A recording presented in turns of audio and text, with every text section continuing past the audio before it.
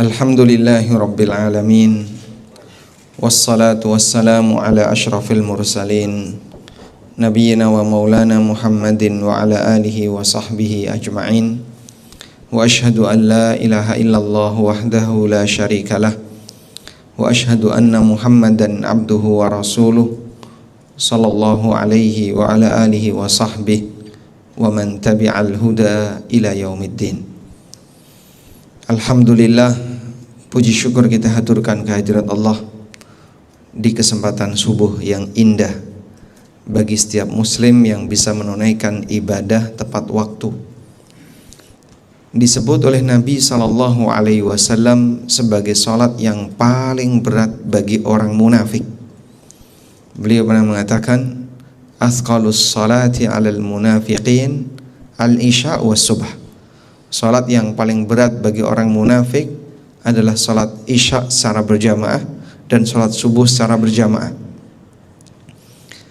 Sehingga salah satu di antara indikator untuk mengukur kira-kira kita ini punya karakter kemunafikan ataukah tidak, itu bisa dilihat dari semangat dia untuk salat. Terutama salat yang berat untuk dilakukan bagi orang munafik, yaitu salat isya dan subuh. Sebab orang munafik itu karakternya malas, berat, mager untuk beribadah, malas gerak ya. Terutama untuk salat-salat yang umumnya orang ingin istirahat, umumnya orang ingin tidur. Allah Subhanahu wa taala mengatakan, "Wa idza qamu ilas salati qamu kusala yura'unan nas wa la yadhkurunallaha illa qalila." Sifatnya orang munafik, wa idza qamu ilas salati qamu kusala. Kalau mereka melaksanakan salat, sukanya malas-malasan. Waktunya kadang ditunda, tidur-tiduran dulu, kemudian beraktivitas yang mungkin kurang bermanfaat dulu. Salat ditaruh di paling ujung. Bahkan di posisi ketika dia sudah ngantuk banget kalau malam hari, sehingga ketika sholat nguap terus isinya. Yang seperti ini tolong dihindari, karena meniru karakter orang munafik adalah tindakan yang tercela. Wa idza qamu ilas salati qamu kusala. Kalau mereka sholat sukanya malas-malasan. Yura'unan nas wa la yadhkurunallaha illa qalila. Mereka suka riya di hadapan orang lain dan mereka tidak ingat Allah kecuali hanya sebentar. Oleh karena itu, apabila kita dimudahkan oleh Allah untuk bisa salat subuh secara berjamaah, dan bahkan ini menjadi rutinitas, semoga ini pertanda bahwasanya tidak ada sifat kemunafikan dalam hati kita. Salawat dan salam semoga selalu tercurah untuk junjungan Nabi Agung Muhammad SAW atas perjuangan besar beliau dalam membimbing umat, sehingga kita bisa merasakan betapa indahnya syariat ini. Kita mau bahas tentang bagaimana agar kita bisa menjadi pribadi yang berkah, menjadi manusia yang berkah. Kenapa dipilih kata berkah? Berkah sendiri secara makna bahasa artinya adalah an-numu waz-ziyadah, sesuatu yang terus berkembang dan bertambah. Oleh karena itu dalam bahasa Arab, sumur disebut dengan birkah, bisa disebut dengan al-bi'ru atau bir atau abar jamaknya, bisa juga disebut dengan al-birkah. Kenapa sumur disebut al-birkah? Birkah ini artinya sesuatu yang terus bertambah.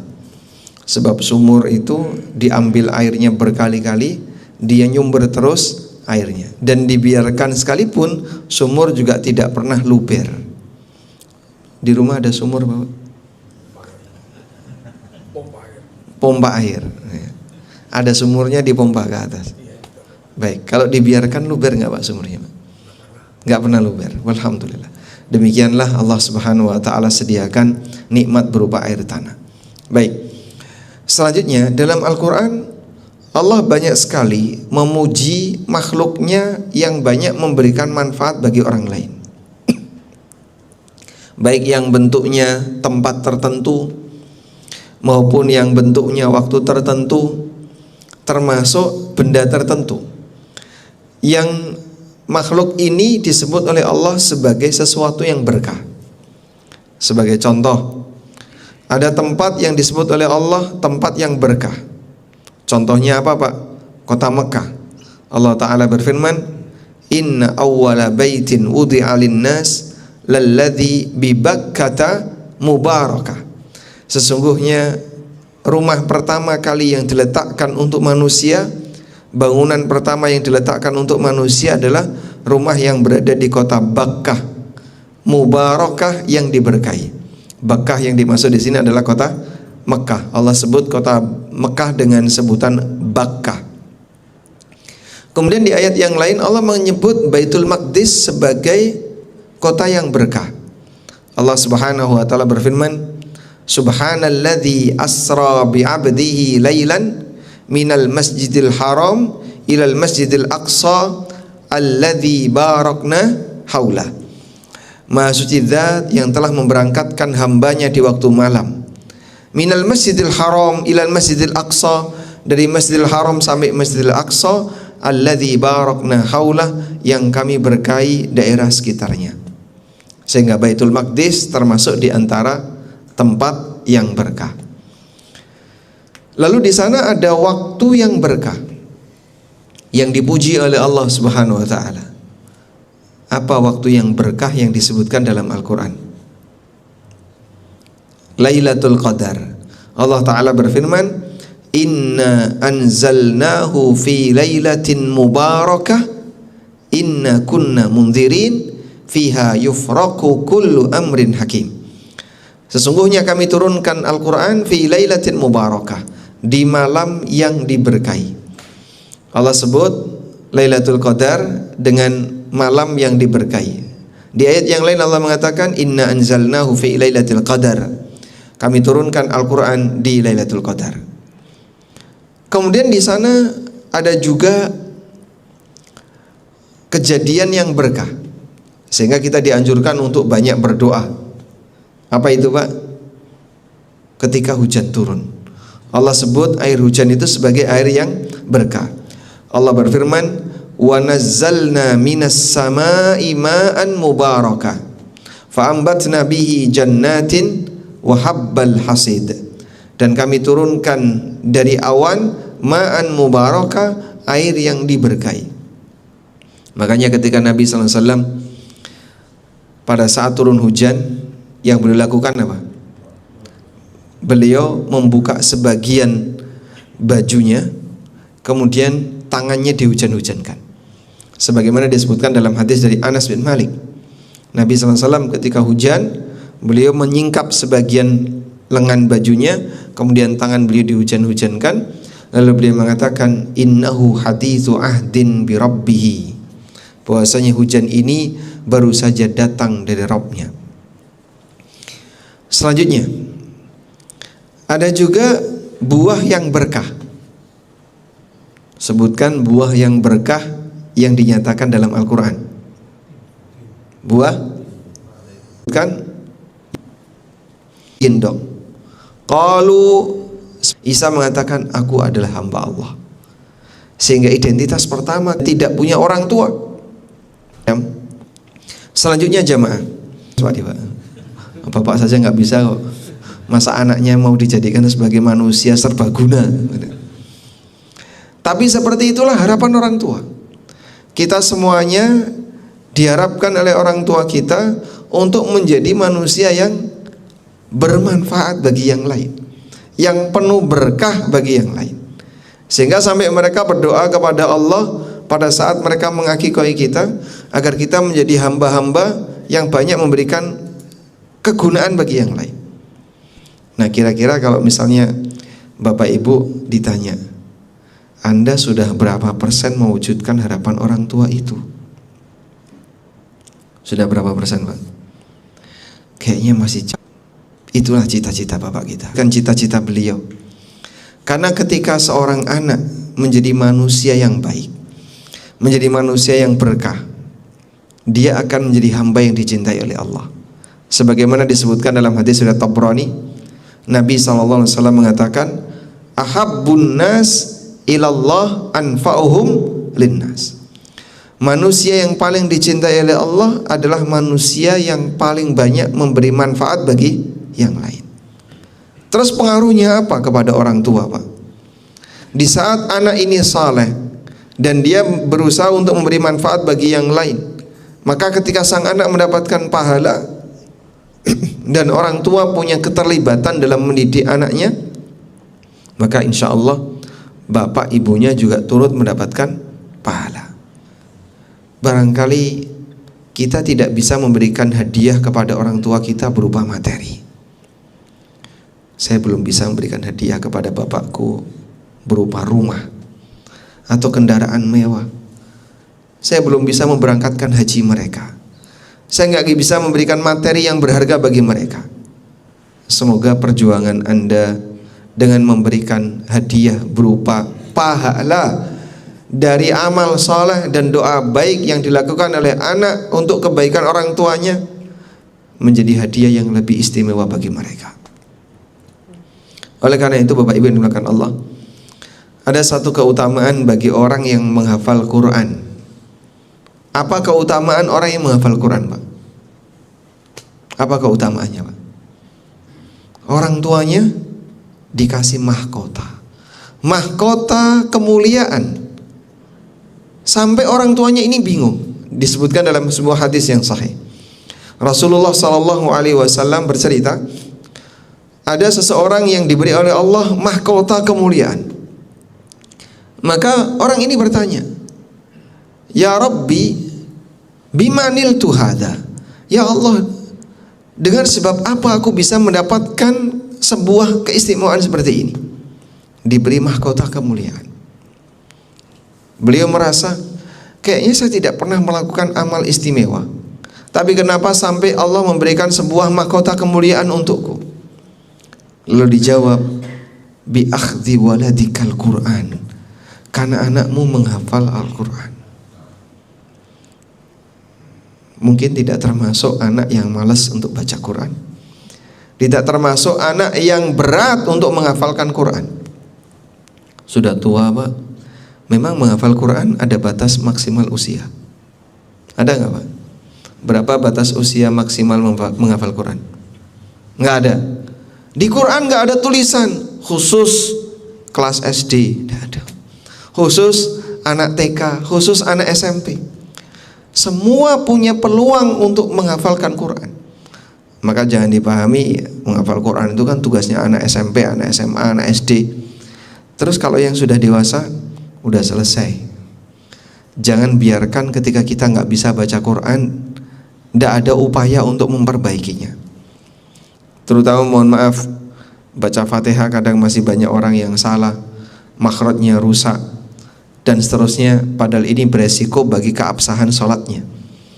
Maka berapapun usia kita, jangan sampai malu untuk memulai belajar baca Quran walaupun dari nol. Sudah usia sekian, Pak, 60 tahun, masa belajar dari mulai alif ba ta? Lah memangnya kenapa, Pak? Semua orang punya kepentingan dengan kitab suci ini.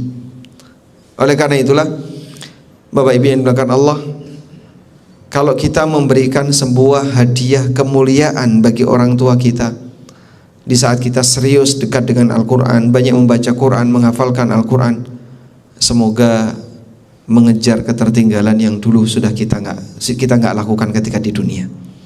Anda tidak memberikan hadiah istimewa berupa materi bagi orang tua, kita berikan hadiah istimewa bagi mereka berupa mahkota.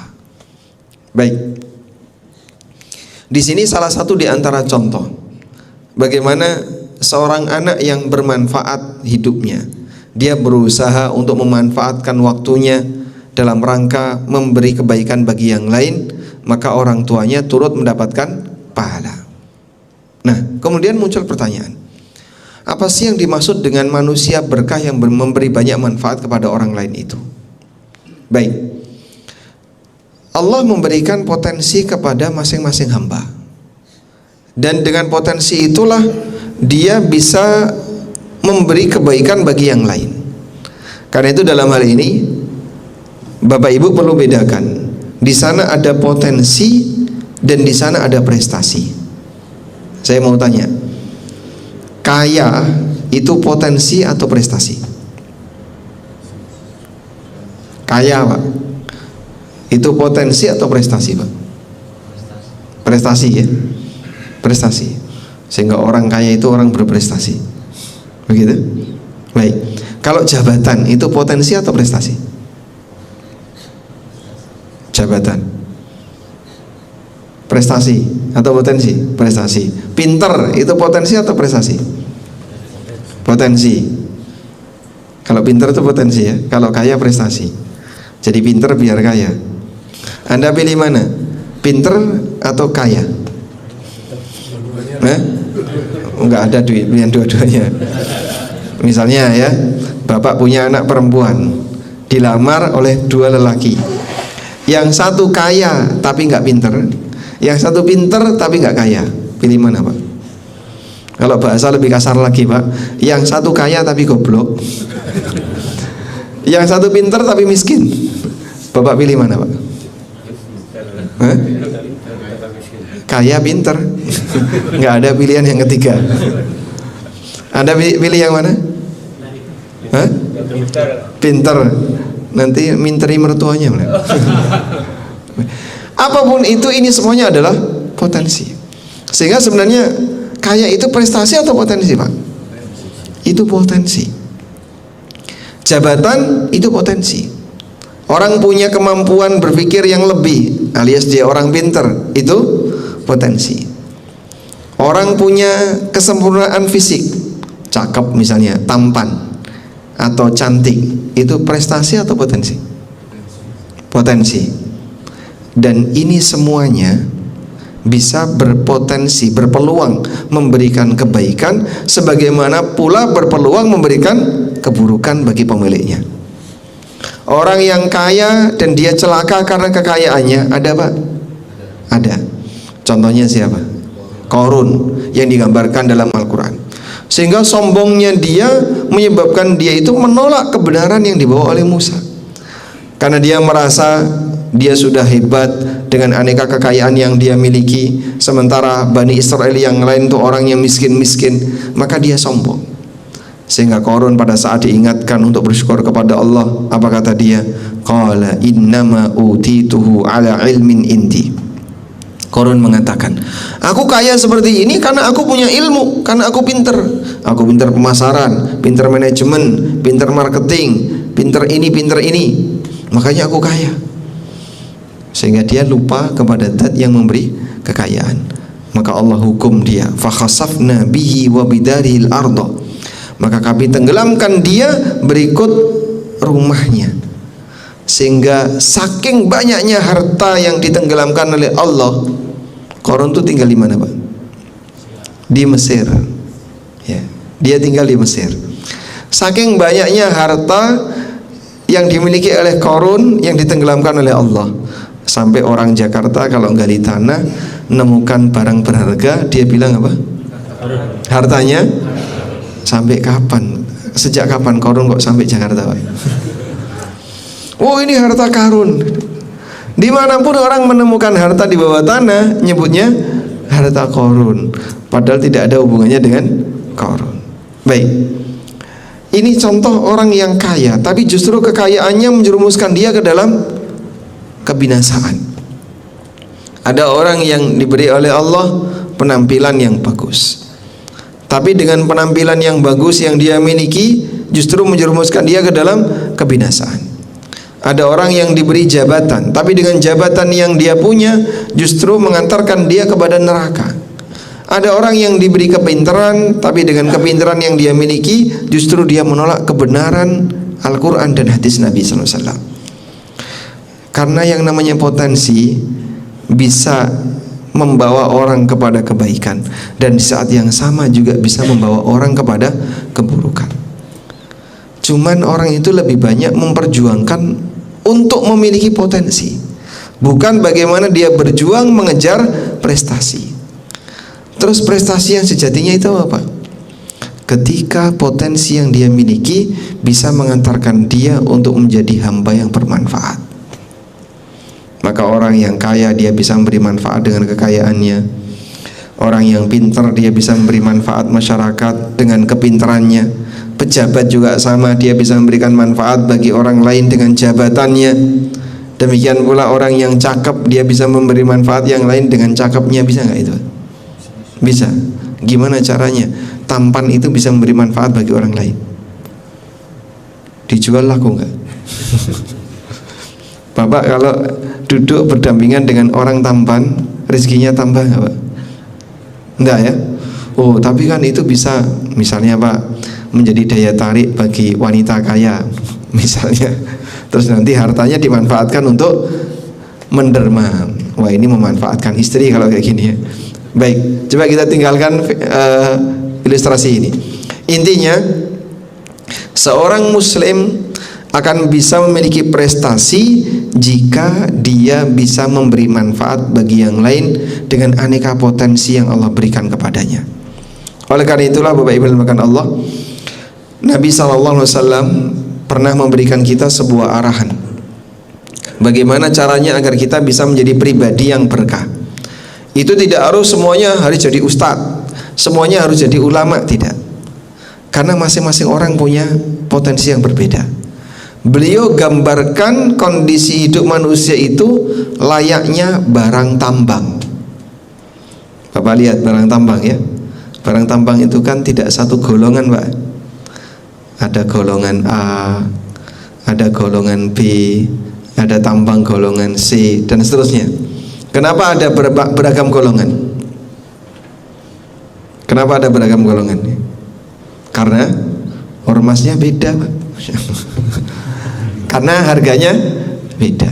Sehingga ada barang tambang yang mahal, ada barang tambang yang lebih murah. Rasulullah SAW ngasih gambaran seperti itu. Beliau mengatakan, an-nasu ma'adin. Manusia itu ibarat barang tambang. An-nasu ma'adin. Manusia itu seperti barang tambang.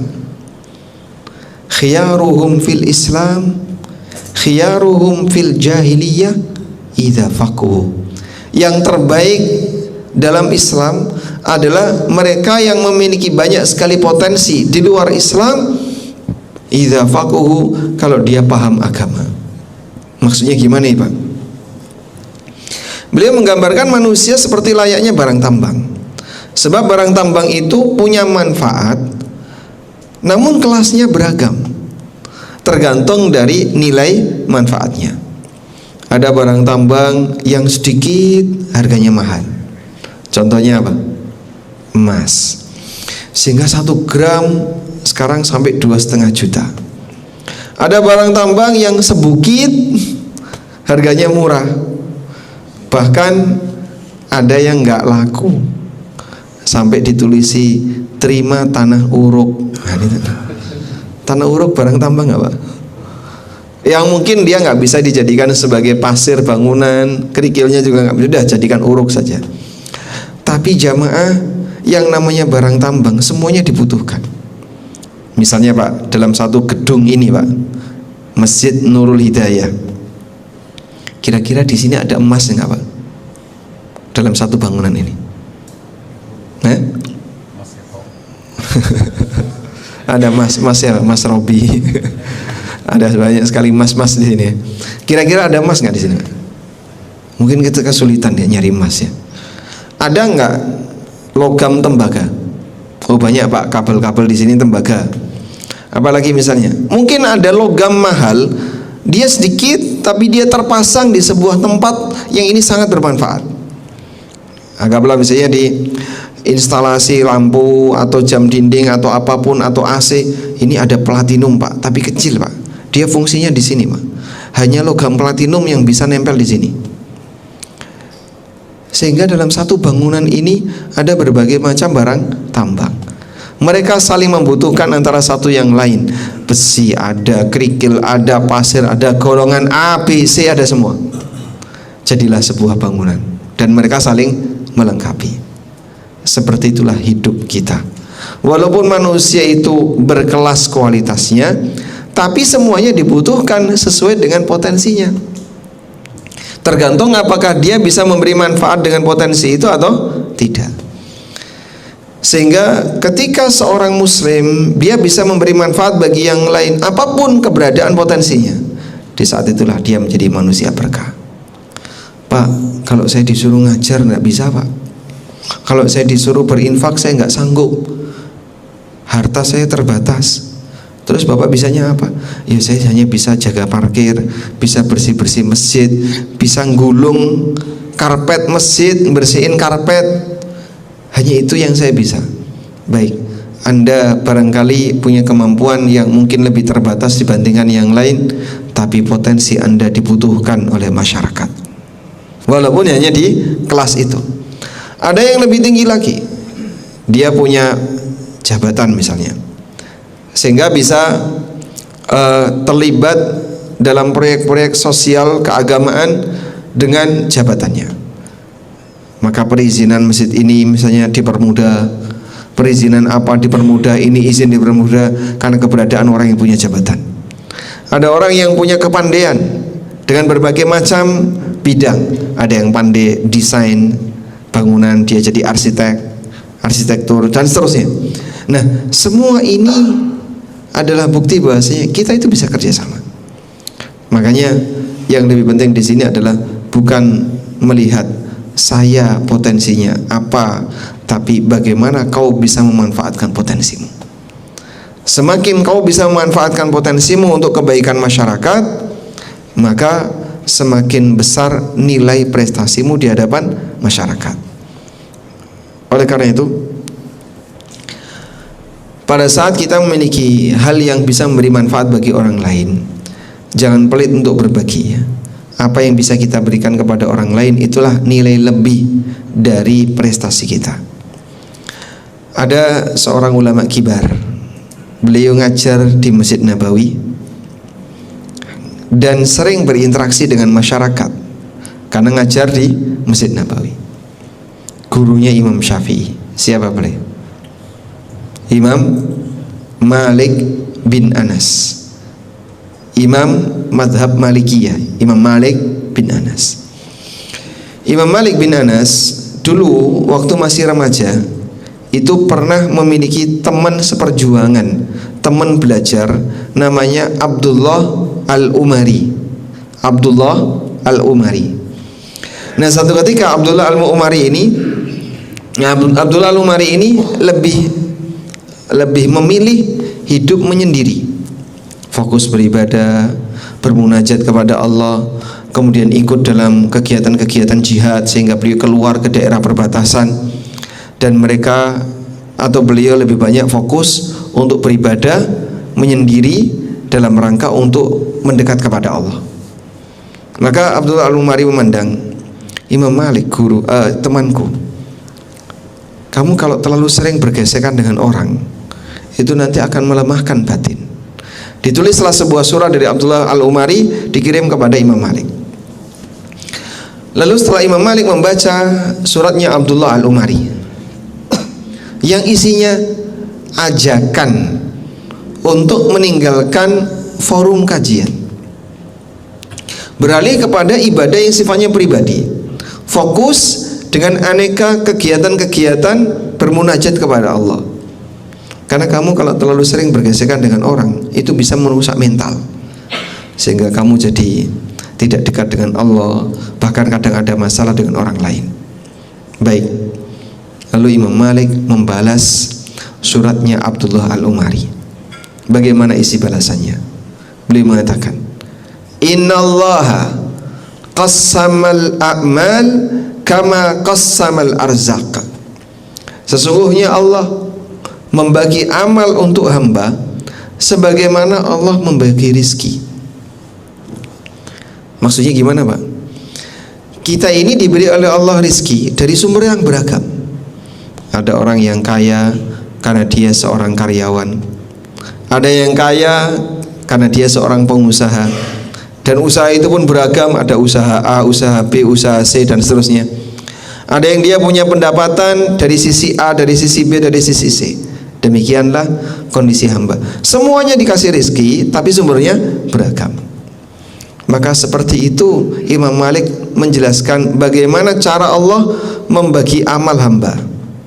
Ada sebagian orang yang dimudahkan untuk beramal di sisi A, tapi dia berat beramal di sisi B. Bapak ini kalau sholat rajin, kalau puasa rajin, tapi sedekah, Masya Allah, cedil medit kumetnya metu, Pak. Pelitnya keluar, sehingga dikit sekali yang keluar. Ada kayak gitu, Pak, ya? Baik. Ada juga orang yang kalau dari sisi royal dia ringan, ngasih A, ngasih. Tapi beliau jarang ke masjid. Beliau sholatnya lebih banyak di rumah. Beliau mungkin jarang ini, jarang ini. Itu contoh, ada yang diberi amal A, diberi amal B, dimudahkan amal C. Saya punya murid saya jauh lebih senior. Kemarin ketemu, usia beliau 86 tahun. Dan beliau belajar nahwu sorof di tempat kami. Beliau itu bilang gini, saya kalau disuruh tahajud itu pusing. Jadi kalau bangun jam 3 itu saya nggak kuat. Bangun jam 3:30 nggak kuat. Terus Bapak, ya pokoknya bangun cukup untuk bisa dipakai sholat witir. Sebagai gantinya saya puasa. Sehingga beliau rajin puasa di usia 80-an tahun. Karena saya nggak bisa tahajud, maka sebagai gantinya saya puasa. Masya Allah, saya pikir benar yang dilakukan oleh Bapak. Seperti itulah saran yang diberikan oleh Nabi SAW. Sehingga seorang muslim itu berikanlah manfaat bagi yang lain dan berusaha untuk beribadah kepada Allah sesuai dengan kesanggupannya. Nabi SAW mengatakan, khudhu minal a'mali ma tutikun, fa innallaha la yamallu hatta tamallu. Ambillah amal yang mampu untuk kalian rutinkan, karena sesungguhnya Allah itu tidak akan bosan untuk ngasih pahala bagi hamba sampai kalian bosan untuk beramal. Maka yang punya potensi dari sisi A, maksimalkan di potensi itu. Yang punya potensi dari sisi B, maksimalkan di potensi itu. Sebab masing-masing hamba nanti mereka akan diberi amal oleh Allah sesuai dengan kekuatan dia dalam memberi manfaat bagi yang lain. Wallahu a'lam. Baik, selanjutnya yang terakhir, Pak. Syuruk kurang berapa menit? Masih lama. Baik. Saya tambahkan yang terakhir satu materi, nanti sisanya bisa kita gunakan untuk diskusi. Tentang cara orang dalam ngalap berkah. Tadi kita sudah sebutkan ada beberapa makhluk yang dia banyak memberikan manfaat bagi yang lain dan disebut sebagai makhluk yang barokah. Lalu bagaimana cara kita untuk bisa mendapatkan kebaikan, keberkahan dari makhluk yang berkah tadi? Baik, ada makhluk yang berkah, maka kita bisa ngalap berkah, nyari berkah dari makhluk yang berkah tadi, tapi dengan cara yang benar. Contohnya Pak, apa yang bisa dimanfaatkan atau yang bisa dilakukan oleh manusia ketika berada di kota suci Mekah? Kamu rajin ibadah di situ. Dengan demikian maka pahala dari ibadahmu akan dilipat gandakan. Oleh karena itu, apakah dibenarkan kalau ada orang yang mencari berkah di kota Mekah dengan cara mengambil tanah kota Mekah, terus dibungkus kain mori, habis itu dibungkus dengan plastik, dibawa pulang jadi jimat. Nanti kalau ada orang sakit diusap-usap. Bisa nggak pakai gitu, Pak? Bisa atau tidak, Pak? Ya nggak bisa. Loh kenapa? Ini berkah kalau kau beribadah di sana. Sehingga bukan bentuknya cari batu di kota Mekah, cari tanah di kota Mekah, terus dibawa pulang. Nanti ini akan menjadi tanah yang berkah karena ini adalah tanah kota suci. Nggak kayak gitu caranya. Sebagaimana yang lain, misalnya keberkahan Masjid Nabawi. Apa keberkahan Masjid Nabawi? Orang yang sholat di sana dilipatkan pahalanya 1000 kali dibandingkan dengan sholat di luar Masjid Nabawi, kecuali Masjidil Haram. Sehingga mencari berkah dari Masjid Nabawi bukan ngambil secuil dari temboknya, dididel temboknya dibawa pulang. Mas, tidak boleh kayak gitu. Loh, ini kan tempat yang sering dipakai sholat, Masjid Nabawi. Banyak Al-Quran dibacakan di sini. Maka ini benda-benda yang berkah karena sering terbacakan Al-Quran. Kalau benar demikian, Pak, benda yang sering kena bacaan Quran itu menjadi benda yang bisa dijadikan sebagai obat, maka benda yang paling bisa dijadikan obat adalah mikrofon Masjidil Haram. Imamnya terus ini. Iya Pak. Jadi kalau sakit coba mendekatkan mikrofon Masjidil Haram, usap-usapkan di badanmu kan. Apakah kayak gitu Pak? Ini contoh gambaran kesalahan orang Pak, dalam memahami seperti apa hakikat dari ngalap berkah. Air Pak, ini kan air ya. Dari tadi dengerin kajian saya ini. Nanti kalau air ini diminum manfaatnya apa Pak? Menghilangkan haus. Oh bener itu ya. Tapi apakah ini bisa jadi obat? Kalau diruqyah betul. Tapi kalau cuma dibiarin kayak gini ya nggak ngefek apapun. Saya pernah lihat ada orang yang zikir berjamaah Pak, di depannya itu disediakan air-air banyak gitu. Ini maksudnya apa sih? Dan nanti setelah zikir airnya diminum. Ini air kena zikir. Kalau ruqyah itu betul. Jadi misalnya ini air, kita bacakan ruqyah, baca ayat kursi atau al-fatihah, terus diminum, silahkan. Itu ruqyah. Tapi kalau tidak ada niat ruqyah beda lagi ya.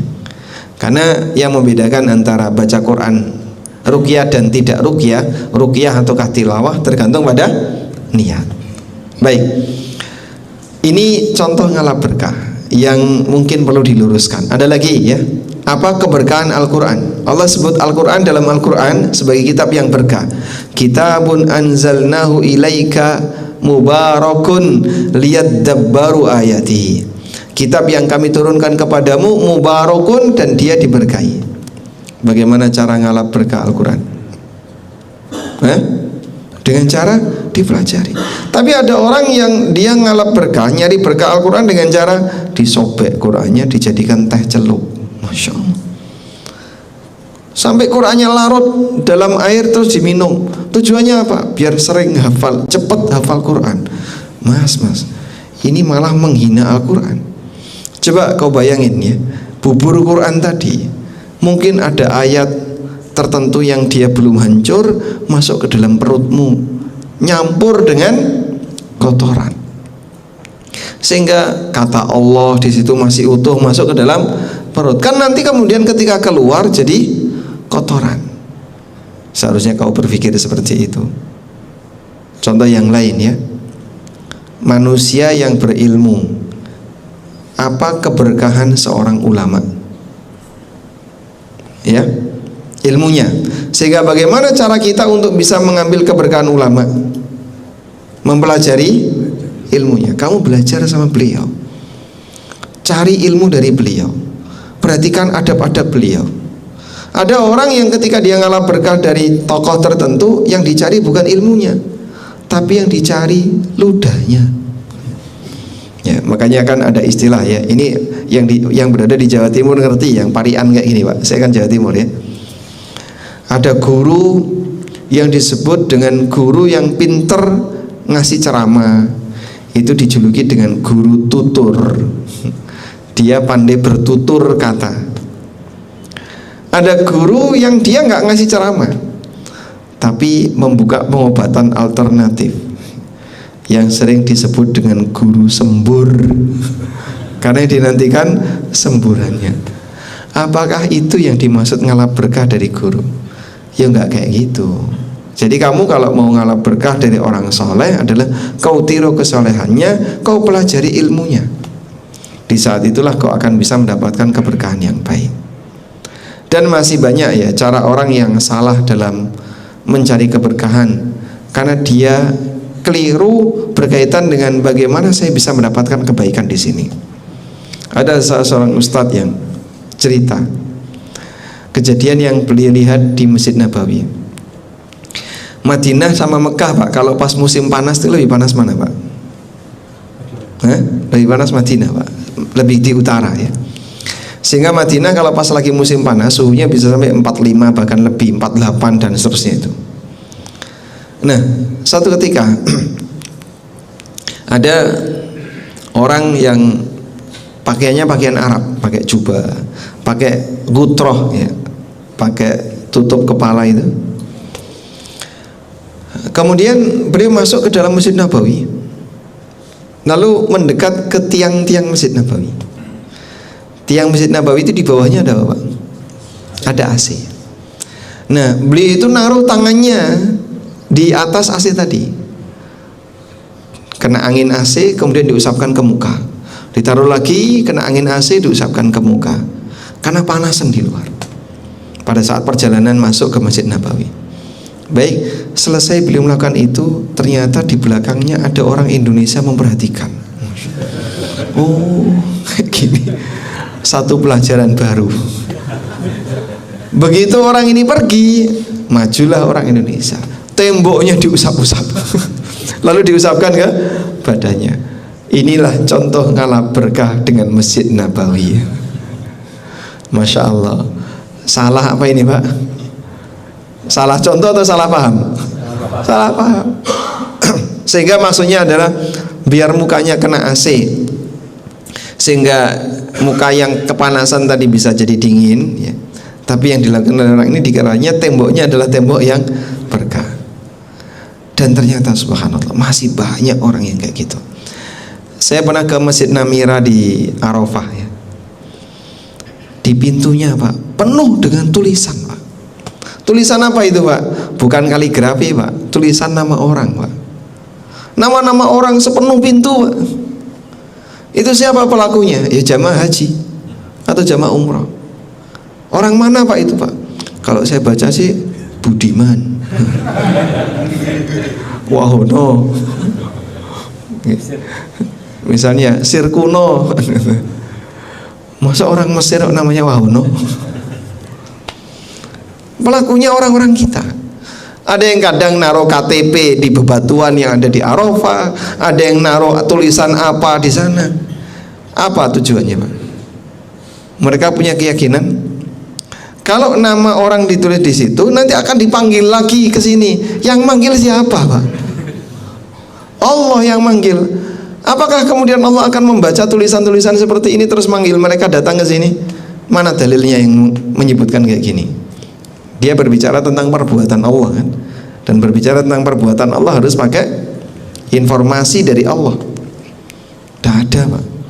Ya kamu jangan lakukan seperti itu. Jadi vandalis, kan? Suka coret-coret tembok. Jadi praktek vandalis yang dilakukan oleh jamaah haji yang ada di sana itu kadang, masya Allah, ini pintu rumahnya dicoret-coret kayak gitu dia nggak terima. Tapi pintu Masjid di Namira itu dicoret-coret kayak gitu. Andai kan tidak dijaga, Pak, masya Allah bisa rusak itu pintu. Makanya masih banyak sekali ya cara-cara konyol yang dilakukan oleh orang ketika dia mau ngalap berkah. Kalau pengen agar saudaramu yang belum pernah haji, belum pernah umroh diundang oleh Allah untuk datang ke sini, doakan. Sebut namanya ketika kamu di tanah suci.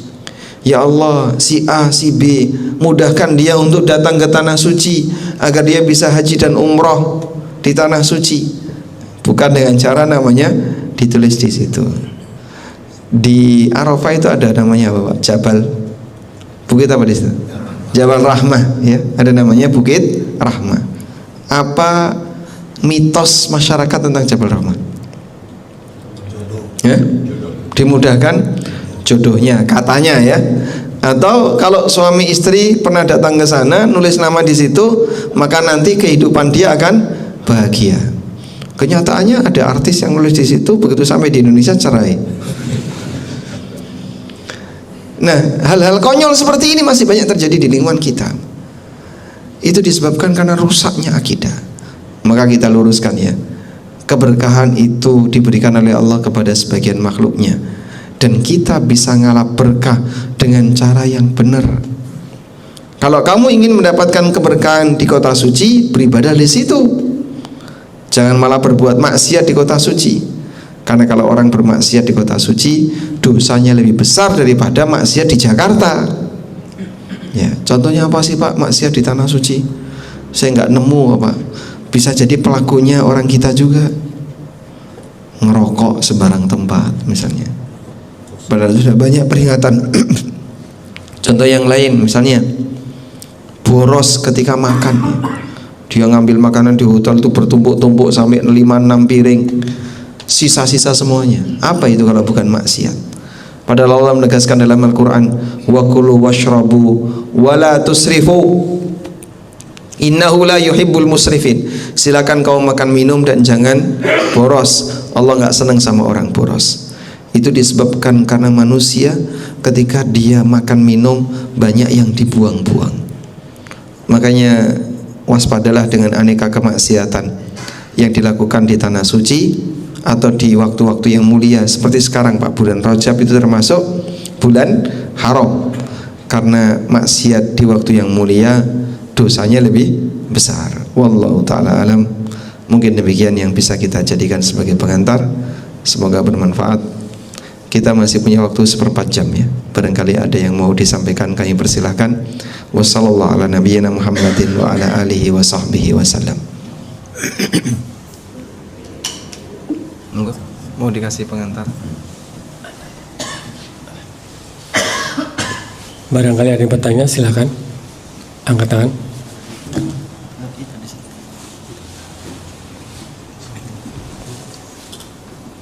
Ada yang mau bertanya? Udah ngerti semua berarti. Jawab semua kan. Alhamdulillah.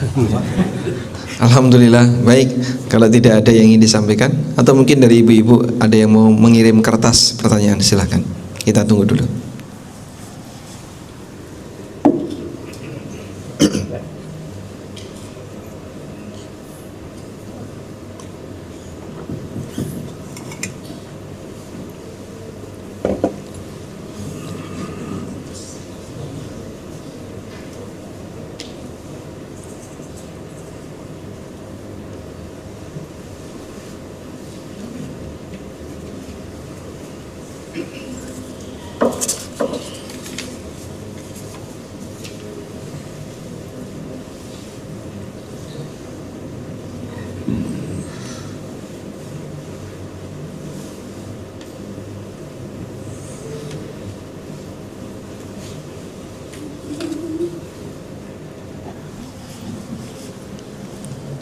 Baik, ada pertanyaan ya. Assalamualaikum. Waalaikumsalam. Saya mempunyai utang sebesar 300.000 kepada seseorang pada tahun 2003 berupa utang barang. Namun orangnya sudah meninggal. Kira-kira kalau saya akan bayar utang pada waktu sekarang, dibayar mengikuti uang sekarang atau bagaimana? Apakah boleh dilebihi? Baik. Karena orangnya sudah meninggal, maka utang ini Anda bayarkan kepada ahli warisnya. Sebab harta yang ditinggalkan oleh mayit nanti menjadi milik siapa? Ahli waris. Sehingga karena Anda membawa harta mayit, maka harta itu Anda kembalikan kepada ahli waris. Selanjutnya mengenai nilainya, boleh enggak Pak diberi kelebihan? Boleh, asal ya, satu, tidak ada kesepakatan di depan. Anda tidak pernah punya kesepakatan dengan pemberi utang bahwa nanti Anda harus bayar dengan nilai lebih. Yang kedua, tidak ada permintaan dari pemberi utang. Kalau ada permintaan dari pemberi utang, hukumnya dilarang karena ini masuk kategori riba. Nah, selama dua hal ini terpenuhi, maka insya Allah jika Anda memberikan kelebihan atas inisiatif pribadi, hukumnya boleh.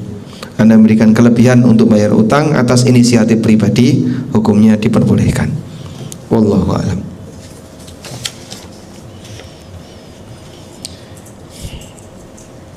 Assalamualaikum. Waalaikumsalam. Ada 3 pertanyaan, Masya Allah. Bagaimana cara membaca Al-Quran yang dimulai dengan A'udzubillahi minasyaitonirrajim dan tidak pakai Bismillahirrahmanirrahim? Yang diperintahkan dalam Al-Quran sebelum baca Quran adalah baca ta'awud, A'udzubillahi minasyaitonirrajim. Allah Ta'ala berfirman, wa idza qara'tal Qur'ana fasta'idz billahi minasyaitonirrajim. Apabila kamu mau membaca Al-Quran, maka mintalah perlindungan kepada Allah dari godaan setan yang terkutuk. Oleh karena itu, para ulama mengatakan bahwa membaca ta'awud sebelum baca Quran itu disyariatkan. Mereka beda pendapat, apakah ini wajib ataukah sifatnya anjuran. Ada yang mengatakan itu wajib, dan ada yang mengatakan, dan ini pendapat jumhur ulama, membaca ta'awudz sebelum baca Quran hukumnya dianjurkan, tidak sampai derajat wajib. Dan yang kedua ini yang lebih kuat berdasarkan hadis tentang Nabi SAW pernah tidur, lalu ketika bangun-bangun beliau senyum. Saat senyum beliau membaca Bismillahirrahmanirrahim, Inna a'tainakal kautsar fasalli li rabbika wanhar inna syani'aka wal abtar. Nah, surat ini ketika diturunkan kepada Nabi SAW membuat Rasulullah SAW tersenyum, lalu beliau baca tapi hanya baca Bismillah tanpa membaca ta'awudz, sehingga ini jadi dalil bahwasanya ta'awudz hukumnya tidak wajib. Selanjutnya bacaan bismillah. Bacaan bismillah itu dianjurkan jika kita membacanya dari awal surat, kecuali satu surat. Surat apa? At-Taubah. Sehingga kalau Bapak membaca surat Al-Ikhlas, Bismillahirrahmanirrahim, Qul huwallahu ahad, Allahus samad, lam yalid wa lam yulad wa lam yakul lahu kufuwan ahad. Lalu nyambung ke surat Al-Falaq, Bismillahirrahmanirrahim, Qul a'udzu birabbil falaq min syarri ma khalaq, sampai akhir surat Al-Falaq. Nyambung lagi surat An-Nas, Bismillahirrahmanirrahim, Qul a'udzu birabbin nas malikin nas, dan seterusnya sampai akhir surat An-Nas. Jadi setiap kali membaca dari awal surat kita membaca apa? Bismillah. Setelah selesai apakah membaca Shadaqallahul Azim? Diperbolehkan membaca Shadaqallahul Azim, tapi kita tidak meyakini itu sebagai sunnah Nabi SAW. Dan sebenarnya fungsi Shadaqallahul Azim, Shadaqallah itu artinya apa Pak? Benar. Maha benar Allah. Shadaqallahul Azim itu terjemahnya apa? Maha benar Allah dengan segala firman-Nya. Itu kan terjemahan yang keliru ya. Shadaqallahul Azim kalau diterjemahkan Maha benar Allah yang Maha Agung. Al-Azim artinya yang Maha Agung. Tapi karena sudah jadi acara seremonial yang terdengar seperti itu, ya turun temurun kayak gitu. Ya?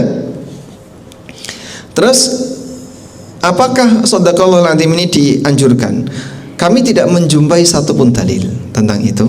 Dan bahkan yang ada Nabi SAW selesai baca Quran nggak baca apapun, sehingga tidak ada bacaan khusus. Dan ada yang mengatakan riwayat yang bisa dipertanggungjawabkan dalam masalah ini, selesai baca Quran itu membaca doa kafaratul majlis, Subhanakallahumma wa bihamdika asyhadu an la ilaha illa anta astaghfiruka wa atubu ilaik. Baik.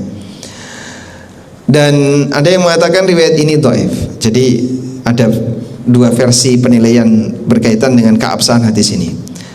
Tapi apapun itu ya. Jadi kalaupun orang selesai baca Quran tidak membaca apapun, tidak membaca Shadaqallahul Azim, tidak membaca kalimat apapun, hukumnya tidak masalah. Karena yang dianjurkan untuk dibaca itu sebelum baca Al-Quran. Bolehkah pahala Al-Quran kita kirimkan untuk kedua orang tua yang telah meninggal? Dalam mazhab Syafi'iyah dan Malikiyah ini tidak boleh dan nggak sampai.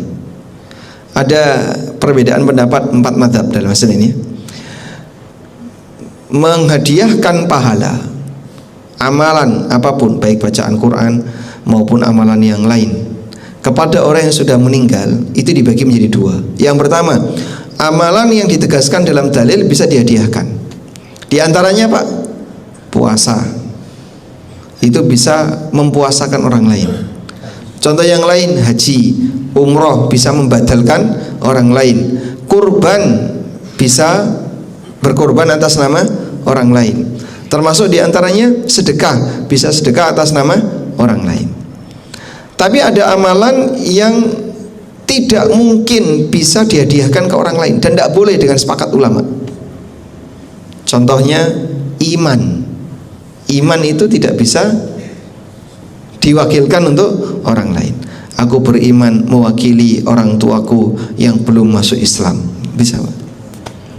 Ya, sebab ini amal pribadi masing-masing. Nah, yang ketiga, ada amalan yang diperselisihkan oleh para ulama, bisa enggak ini dihadiahkan ke orang lain. Contohnya sholat, bacaan Quran, zikir, dan seterusnya. Menurut mazhab Malikiyah dan Syafi'iyah, tidak boleh dan tidak sampai. Al-Hafidz Ibnu Katsir dalam tafsir beliau, Ibnu Katsir kan mazhabnya Syafi'iyah, ketika beliau membahas firman Allah Ta'ala, wa alaysa lil insani illa ma sa'a wa anna sa'yahu sawfa yura. Manusia tidak mendapatkan pahala kecuali dari apa yang dia kerjakan. Kata Ibnu Katsir, istadalla biha asy-Syafi'i, Imam Syafi'i berdalil dengan ayat ini untuk mengatakan bahwasanya orang tidak bisa menghadiahkan amal kepada orang lain kecuali yang sudah ditegaskan dalam dalil. Baik. Sementara mazhab Hambali dan Hanafiyah mengatakan bisa sampai dan boleh. Sehingga pertanyaannya, Anda mazhabnya apa? Nah, gitu ya. Iya, Pak. Saya tidak tahu ya mazhabnya apa ya, Mas. Sebab orang tidak akan maksimal kalau dia tidak belajar, sehingga nggak tahu mazhabnya apa. Nah, silakan, tadi ada kertas yang mau dititipkan, diranting saja, kasihkan depannya.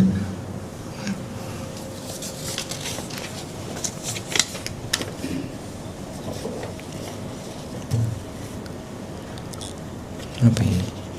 Bila ada anak yang melakukan keburukan, maksiat, apakah ortu mendapatkan dosa? Apakah ortu akan menebus dosa anaknya? Iya atau tidak? Iya. Tidak. Apakah suami akan menebus dosa istrinya? Iya. Apakah ulama akan menebus dosa jamaahnya?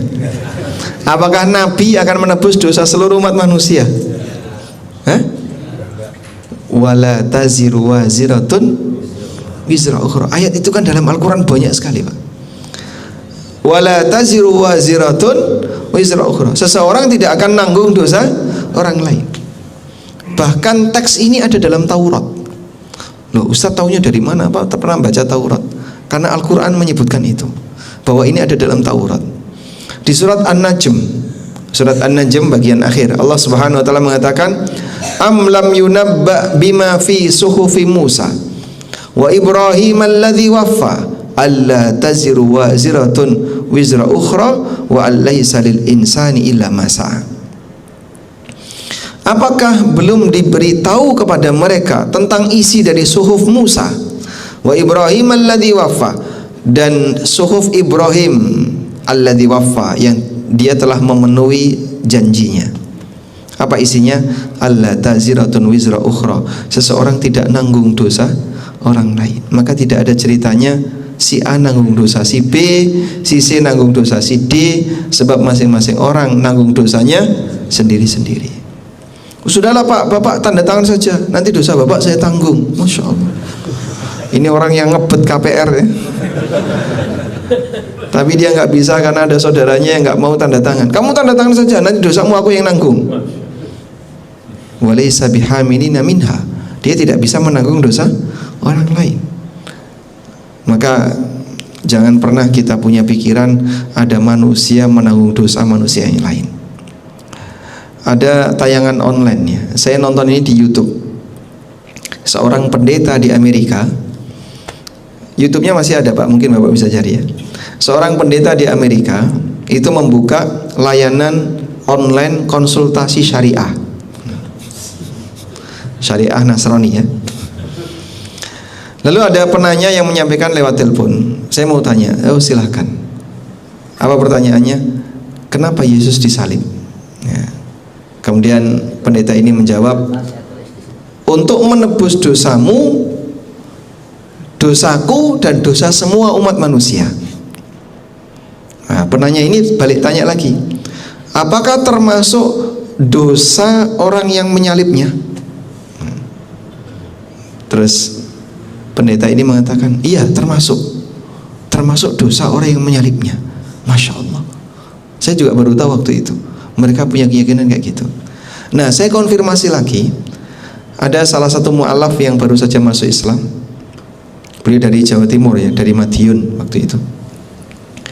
Saya tanya, betul nggak Yesus itu akan menebus dosa orang yang menyalibnya? Jawab dia, iya, kami dulu diajarkan kayak gitu. Betul. Apakah Yesus juga akan menebus dosanya kaum muslimin? Jawab si pendeta, tidak. Loh, salah kita apa, Pak? Mereka yang menyalib beliau saja dosanya ditebus sama beliau. Kita yang tidak pernah berbuat salah sama beliau, kita kan beriman kepada Nabi Isa, mengakui Nabi Isa sebagai seorang Nabi ulul azmi, manusia mulia. Salah kita apa kok dosa kita nggak ditebus? Masya Allah. Makanya jemaah, ini hal yang aneh ya. Dan Taurat dan Al-Quran menegaskan, saya nggak tahu kalau Injil ada nggak teks seperti ini. La taziru waziratun wizra ukhra. Seseorang tidak akan nanggung dosa orang lain.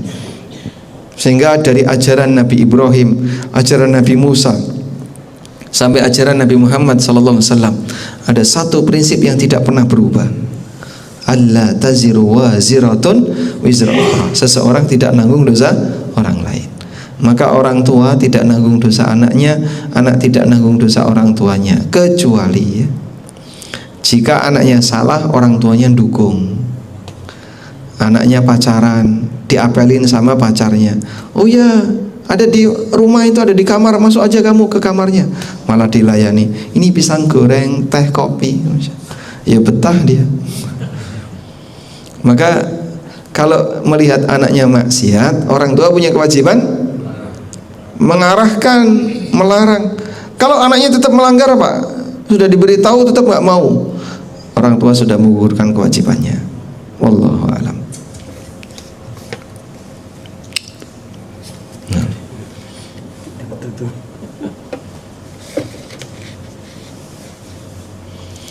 Apakah boleh famili ataupun tetangga dan perbaikan jalan kampung diberikan harta dari orang yang taubat dari harta haram, riswah, atau saling ridho? Masya Allah. Baik.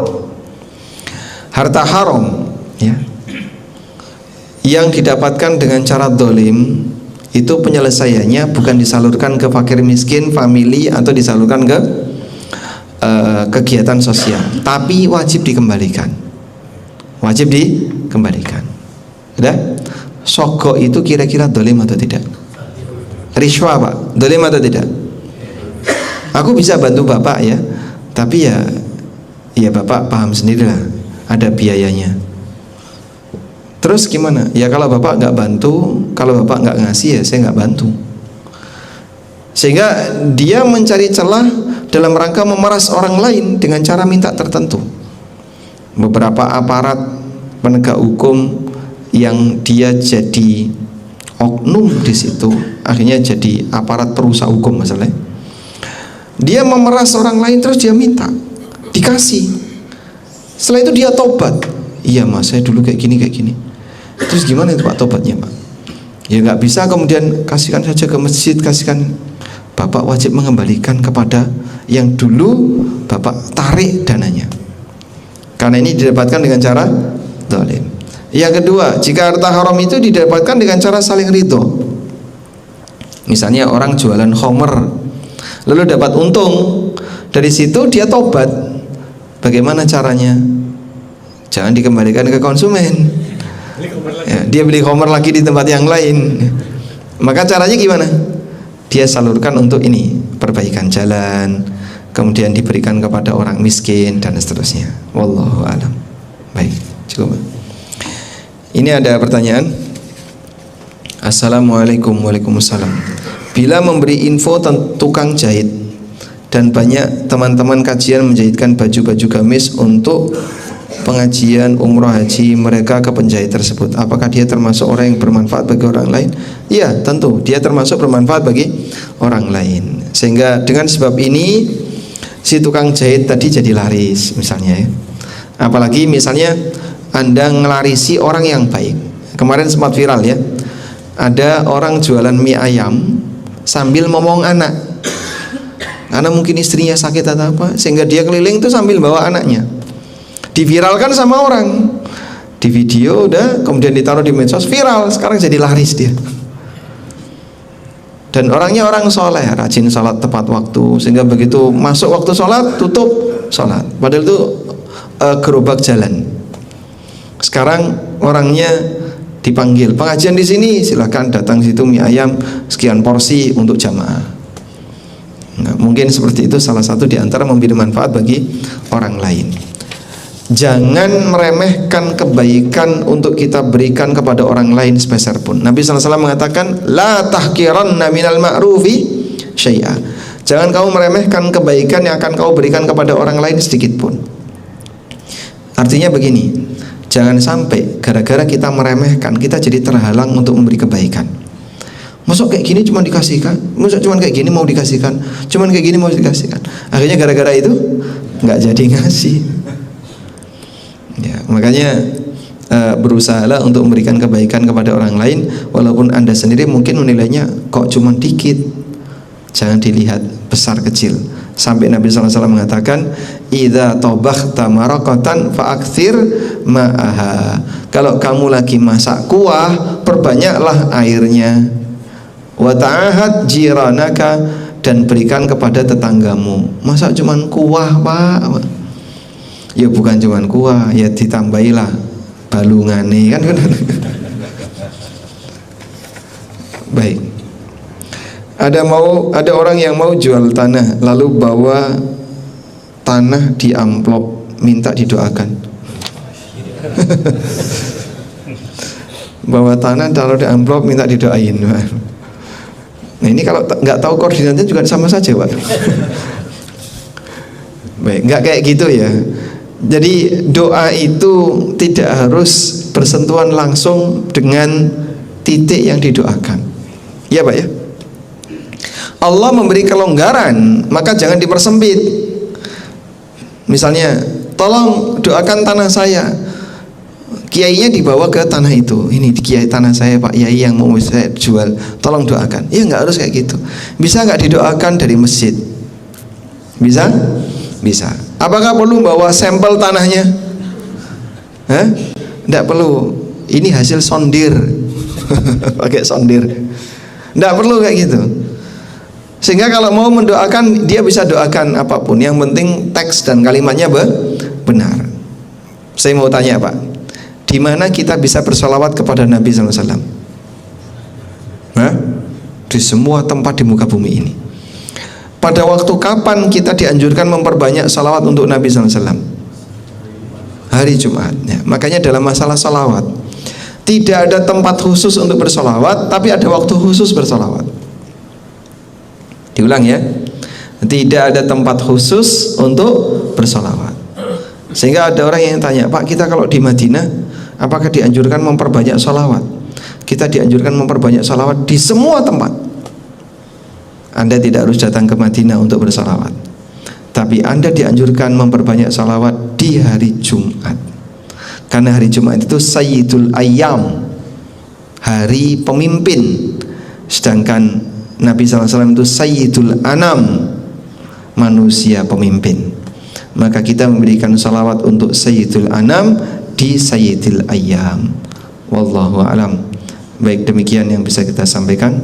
Semoga ini menjadi kajian yang bermanfaat untuk diri saya pribadi dan jamaah sekalian.